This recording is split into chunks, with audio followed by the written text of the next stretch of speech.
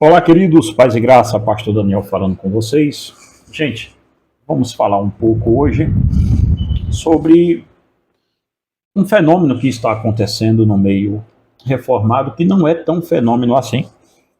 Eu sou um pastor de igreja reformada e, por falar em igreja reformada, entenda-se, nenhuma igreja no Brasil é detentora da reforma protestante, tá?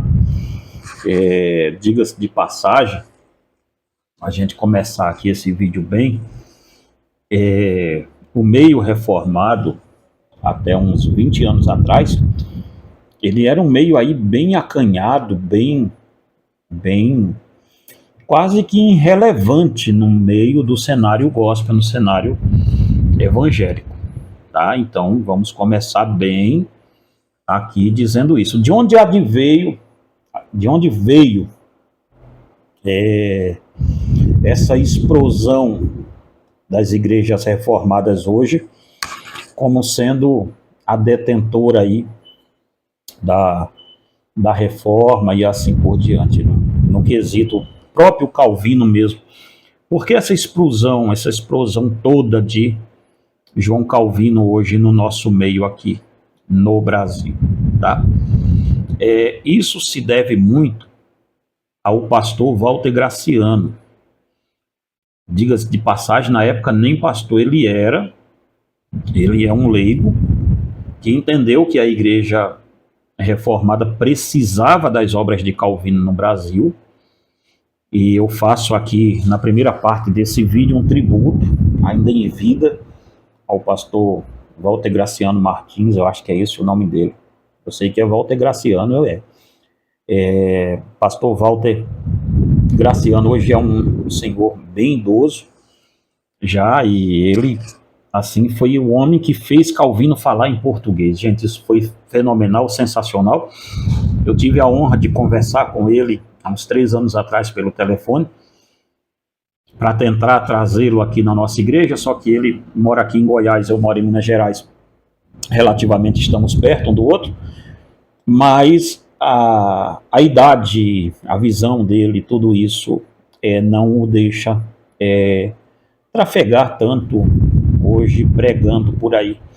Mas assim, um senhor muito amável, muito assim, receptivo, nosso Deus, assim, um homem de Deus mesmo, assim, o pastor Walter Graciano, dá para sentir ele falando isso com a gente, um homem que tem um amor gigantesco pela teologia reformada. Falam-se que o Joel Bicker é o último puritano vivo, e dão essa honra ao Joel Bicker dos Estados Unidos com toda a ênfase, com todo o que o Joel Bicker representa para a literatura reformada. Disso eu não tenho dúvida que seja isso, mas acredito, irmãos, que nós temos o nosso Joel Bicker aqui no Brasil e não damos a ele a ênfase que era para dar.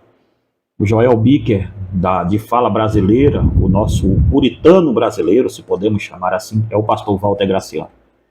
É o homem que deu voz a Calvino, é o homem que trouxe uma vasta literatura reformada que temos hoje aqui no cenário nacional, influenciou trazer as obras do compêndio apologético do Torretini, isso mesmo, o compêndio apologético do Torretini, ele quem fez a influência para trazer isso tudo para cá, ou seja, as obras de Calvino, todas elas que você lê hoje em português, foram traduzidas pelo pastor Walter Graciano, todas da editora Fiel, e a história, isso é o pastor Walter que conta aí, o pastor Walter Graciano conta, tá aí no canal dele, vou deixar o link aqui na descrição do vídeo para vocês conhecerem quem é esse senhor, uma pessoa amável demais. E a história que ele conta é que quando ele começou a andar com as obras de Calvino nos seminários, as pessoas, os próprios donos de seminário das igrejas reformadas começaram a dizer: não, ninguém quer ler mais Calvino aqui não, esse negócio já passou. Ou seja, veja, os calvinistas não queriam ler Calvino. Os donos de seminário calvinista não estavam ensinando mais Calvino, ou seja, Nós estávamos mergulhados, gente, não se ensinava Calvino, nem se ensinava a Bíblia também não, a coisa era bem mais profunda do que você imagina. Ou seja, nós estávamos afundados em uma perversão doutrinária que não tinha tamanho. O pastor Walter Graciano Martim deu uma subvida ao movimento reformado. Os figurões reformados não estavam prontos para o pastor Walter Graciano Martins. Eu acho que é esse o nome dele todo. É assim, um homem fantástico, fantástico mesmo. Se devotamos a honra ao Joel Bicker por trazer muitas obras puritanas para o Brasil, deveríamos devotar metade disso para o pastor Walter Graciano aqui, em solo brasileiro, porque se falamos que o Joel Bicker, como brinca aí o pastor Paulo Júnior e outros brincam muito dizendo que o Joel Bicker é o último puritano vivo, nós podemos dizer que o pastor Walter Graciano é o nosso último puritano, é o nosso primeiro puritano de língua portuguesa, se for essa a ideia, porque ele revolucionou o meio reformado acadêmico. Isso foi sensacional. Se vocês hoje embalangam um beiço por aí com obras de Calvino debaixo do braço, olhem lá quem foi o tradutor dessa obra e vejam o nome dele direitinho, porque nós devemos a reforma, os reformados brasileiros não devem muito, não. Devem absolutamente todo o movimento que nós temos hoje ao pastor Walter Graciano. Todo, sem exceção. Todo ele. Então, antes de mais nada, deixemos isso claro, que houve um resgate, um reavivamento da teologia reformada. Nós estamos falando isso de uns 15 anos, 20 anos para frente aqui. O pastor Walter, quando começou, segundo ele diz, quando ele começou a tentar ali trazer as obras doutrinárias de Calvino para o solo brasileiro, nenhuma editora grande a quis. O acusavam de estar psicografando obra antiga que ninguém queria mais ler e tal. Ele abriu uma editora chamada Paráclitos, uma editora que saiu primeiro 2 Coríntios, depois Romanos e tal, e depois a editora Fiel, com a visão que tem, alguém lá da editora Fiel disse, olha, vamos pegar essas obras e trazer para cá.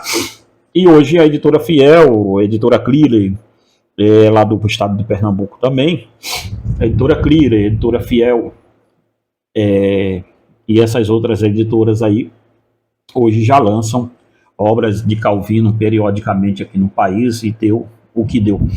Mas, irmãos, o que fica aqui para a gente é a questão muito simples. Por que então, depois desse boom, está havendo uma involução do meio reformado? Por que depois desse boom todo está havendo essa involução? Para você ter uma ideia, ali no meio, deixa eu ver aqui, acredito que uns 10 anos atrás,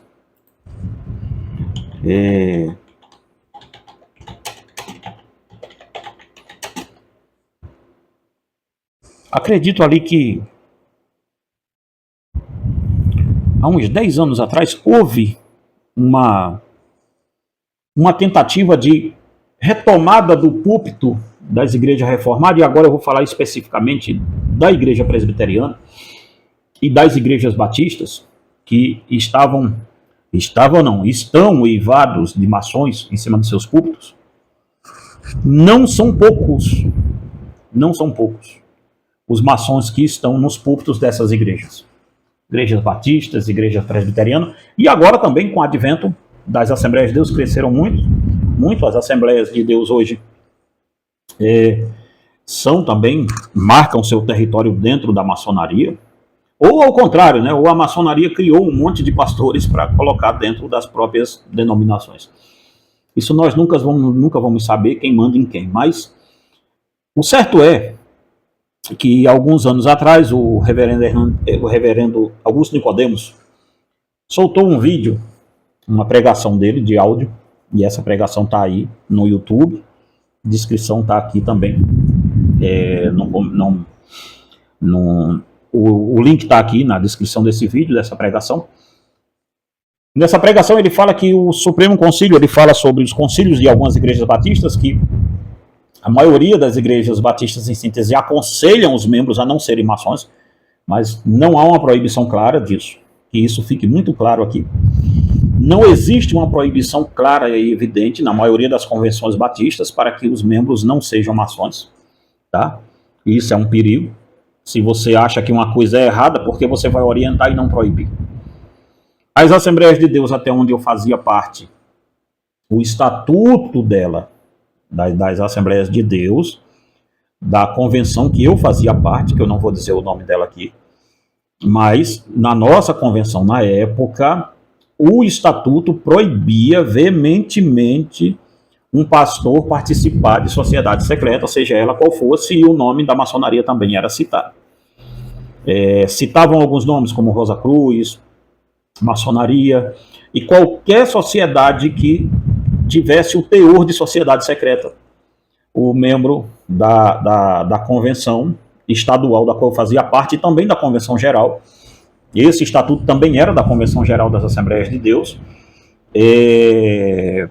Acredito que daqui eu fazia parte da Convenção Geral era a CGADB, então o estatuto da CGADB, acredito que ainda seja assim, ainda tenha isso lá. Só quero acreditar, porque não faço mais parte, então não tenho para que estar pesquisando isso toda hora. Mas o fato é, gente, que não precisa você obedecer isso. O teor da maçonaria é dizer que você não é maçom. A ideia da maçonaria é você não revelar para ninguém quem é você. Então perceba bem uma coisa. Nós temos, eu quero tratar não do meio pentecostal aqui, eu quero tratar do meio reformado. A reforma protestante e a maçonaria, elas são ali um jogo. Se a pessoa não souber distinguir uma coisa da outra, elas são, e isso quem está falando é um pastor reformado, tá? Elas são muito colegas mesmo, para não dizer outra coisa. Eu não estou dizendo que a reforma nasceu num berço maçom. Eu estou dizendo que depois da Revolução Francesa, durante a Revolução Francesa, e depois dela, a maçonaria e as igrejas reformadas luterana, o próprio presbiterianismo que vem depois, igreja batistas, tudo isso aí se alinhou à maçonaria de uma forma abismal. Esse problema da igreja reformada, das igrejas reformadas da maçonaria, ele não é de hoje, ele é um problema histórico. E se você estudar a Revolução Francesa, não o que te apresentam na escola, mas a Revolução Francesa, de fato que ela foi, você vai ver os huguenotes junto com a galera da Revolução Francesa. Isso é fato. Isso é incontestável. Quer ver um livro que historiadores nem protestantes e nem tampouco historiadores seculares vão gostar desse cara, e eu gosto dele, ele é um historiador católico. Nesse ponto da história eu gosto deles, porque desse historiador em síntese também, que é o Christopher Dawson. Esse livro que está aí, ó, chamado Deus da Revolução, está passando ele aqui. Adquire esse livro aí depois e lê. Então, sim, a maçonaria e as igrejas reformadas, durante a Revolução Francesa, depois da Revolução Francesa, elas são amigas, elas são íntimas demais uma com a outra. Isto é histórico. Isto é fato. Com isto, não estou dizendo que todos os pastores dessas igrejas são maçons. Não, não é isso. Criou-se dentro dela, agora nesse sínodo que o próprio Augusto Nicodemos fala, criou-se uma resistência com este avivamento todo de retomada do púlpito. Vamos tirar os pastores maçons. E aí foi a grata, a infeliz surpresa para todo mundo. É falado, veja a pregação toda do Nicodemos sobre maçonaria e a igreja, que você vai ver. É uma pregação de mais de 1 hora, o link está aí. Tá? Só que a questão aqui é que está o porém, o pega para capar do negócio. Aqui é onde pega tudo. Quando chegou-se no sínodo para tirar, o Supremo Concílio foi tirar os pastores maçons que tinham, descobriram que basicamente não se coloca, o seminário não tinha plantel para colocar no lugar aqueles que poderiam sair. Deu para você entender? Ou seja, o número é tão alto de oficiais maçons que se tirasse o colégio de oficiais entraria em colapso. E aí chegou-se a um acordo. É errado, mas vamos deixar vocês. Como é que é isso, gente? Aí é que tá. Se uma coisa é errada, por que eu estou deixando o errado lá? Não é certo? É certo ou errado? Se é errado, como é que eu deixo o cara lá? Aí chegaram à conclusão assim. Nós deixamos os que já são maçons, mas os novos que vierem, agora eles não vão ser admitidos mais. Se forem maçons, eles não irão mais participar do nosso plantel de pastores e de oficiais. Eu pergunto, então como é que é isso? Eu deixo alguém adulterando a doutrina dentro da igreja, eu sei quem eles são agora, eles foram expostos em sua maioria, eu sei quem são, mas eu não os tiro. Bom, se eu não os tiro, é certo ou não é ser maçom então? Não é certo, então se não é certo, por que vocês não tiraram? Igrejas batistas, idem, a mesma coisa em a maioria das convenções. Se a maçonaria é errada, por que vocês têm pastores maçons declarados em cima do púlpito de vocês? Por que isso? Porque quando paira uma suspeita de que aquele pastor é maçom, não há uma averiguação. É simples de constatar. A cidade tem uma loja maçônica, vai para a porta da cidade, vai para a porta da loja e fica lá esperando ele entrar. É simples de saber se o cara é ou não é. Os trejeitos, tudo isso, dá para saber que o cara é um maçom. Então percebam uma coisa.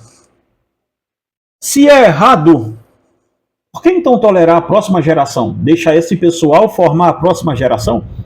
Não vai sair nunca a maçonaria dentro das igrejas. Então sim, querido, você pode estar sendo, não estou dizendo que você é, mas pode estar sendo pastoreado por um pastor maçom.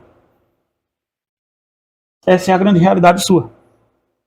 Que está fazendo parte da igreja reformada. Então, por isso, hoje, os reformados, eles mudaram tanto a sua postura, os pastores, e você pode ver que eram pastores antigos, velhos, já que estão mudando a postura de uma forma violenta para o primeiro ponto da maçonaria, é que é dito pelos documentos maçons. Se você colocar assim, ó, para você ter uma ideia, Igreja Presbiteriana e Maçonaria, coloca aí para você ver. E a inteligência artificial vai te dar um texto sobre isso aqui. Olha o que a inteligência artificial aqui do Google vai colocar. Ó. A maçonaria foi importante para o desenvolvimento da igreja presbiteriana no Brasil, mas também foi causa da divisão da denominação. Pense bem. Os maçons acolheram os primeiros cultos protestantes que chegaram ao Brasil. E aí ela segue aqui, a IA, dando uma história que é até interessante.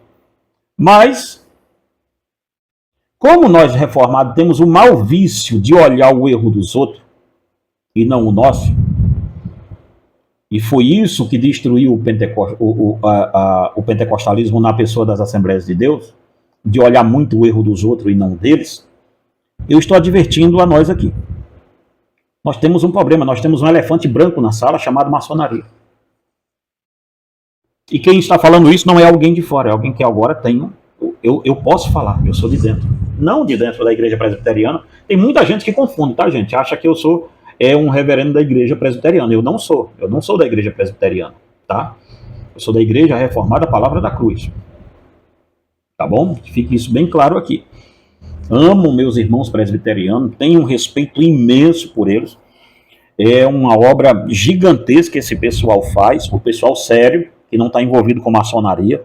Tá? Existem pastores presbiterianos ali devotadíssimos à causa de Deus, homens, mas assim de uma extrema comunhão com Deus, que eu tive o prazer de conhecer. Posso citar o próprio Walter Graciano, posso citar o pastor Osias Foley, olha, gente assim da mais alta qualidade que eu conheço e conheci, mas a maioria deles não.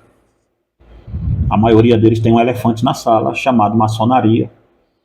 E todo mundo passa fingindo que não está vendo esse elefante na sala. A maioria das igrejas batistas tem esse elefante na sala aqui. Como é que vai resolver? Entende bem uma coisa aqui. Mas aí vamos lá, então. Para esse vídeo não ficar muito grande. O que é maçonaria, então? Vamos perguntar ao dono da maçonaria, o patrono da maçonaria, o cara que é a mente pensante da maçonaria, o intelectual da maçonaria. Vamos perguntar a ele, então, o que é maçonaria? Maçonaria não é religião? É ou não é uma religião? E uma religião pagã? Veja, o grão-mestre da maçonaria, que é o patrono da literatura maçônica, todo mundo bebe na água desse cara aqui, que é maçom, para poder falar. Chamado Albert Pike. Ele diz assim, Albert Pike, patrono da maçonaria, no seu livro Moral e Dogmas, ele diz assim: a maçonaria, como todas as religiões, ou seja, ela é uma religião, tá? Como todas as religiões, todos os mistérios, hermetismo e alquimia, oculta seus segredos de todos, exceto dos adeptos instruídos, ou os eleitos, e usa explicações falsas e interpretações equivocadas de seus símbolos para desorientar os que merecem apenas ser enganados, e para esconder a verdade que chama de luz dessa pessoa para mantê-los longe dela. Veja só. No primeiro ponto aqui é dito que a maçonaria é uma religião. Então esse papo dos pastores dizerem que é uma sociedade filosófica e esse negócio todo, isto não existe. Agora vamos procurar saber quem a maçonaria serve, então, agora. Tá? A quem a maçonaria serve? O pastor maçom está servindo a isso aqui, não é o Deus da Bíblia, não. Tá? É a esse cara aqui que ele está servindo. E está colocando a mão na sua cabeça, dando santa ceia a você.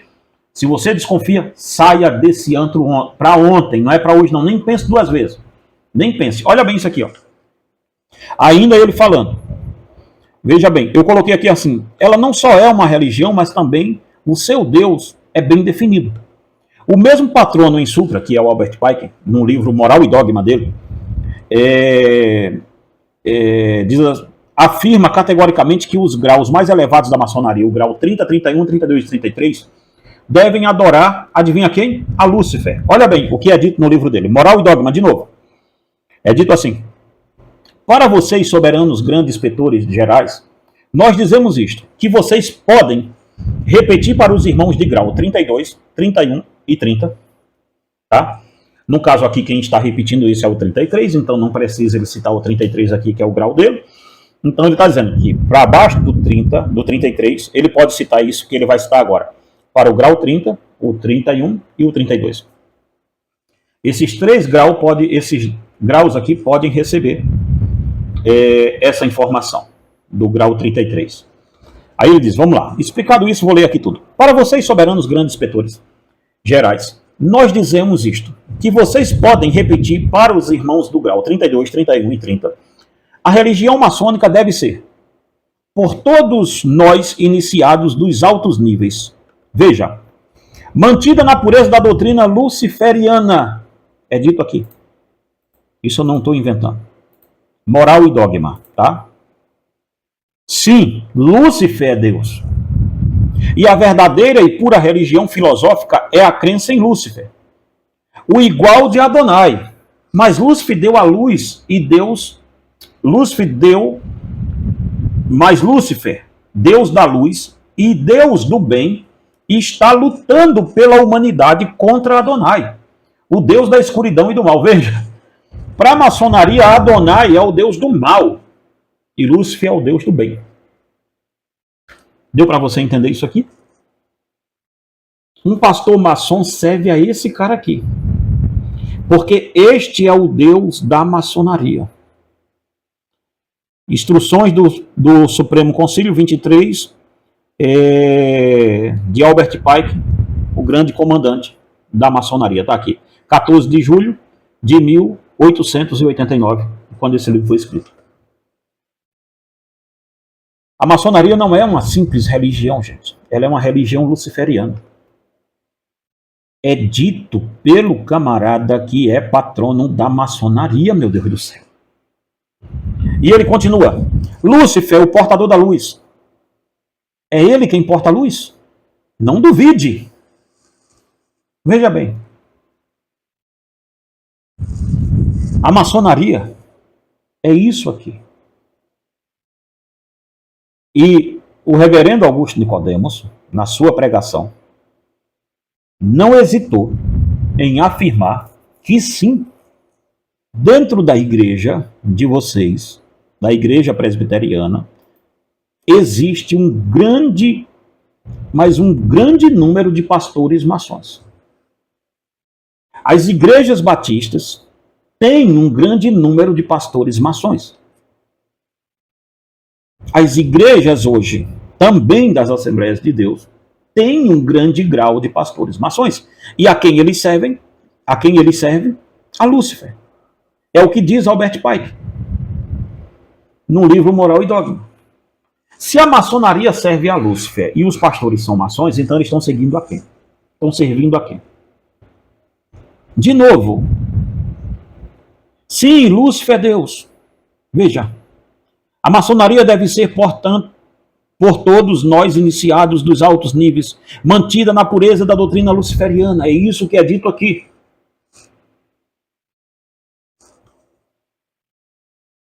Não fui eu que disse que vocês têm um problema com maçonaria, não. Foi os pastores de vocês. Observe que tipo de pastor você tem. É só você observar isso. Aquele cara politicamente correto que está aqui, está ali com todo mundo e aquele negócio todo, observe esse cara. Observe esse camarada que não tem uma reclamação contra ele na sociedade, ninguém. É aquela água de peixe, sabe? Que não alimenta, mas não deixa com fome, aquele negócio todo assim. E o cara se dá bem aqui, ele não vê heresia nisso, ele não vê problema com aquilo, ele não vê problema com nada, porque maçom é treinado para não ver esse tipo de problema, maçom é treinado para chegar aonde ele tem que chegar. Nós estamos vendo hoje, irmãos, um perigo que não ronda mais as igrejas reformadas, ele está dentro da igreja reformada, que é o ecumenismo.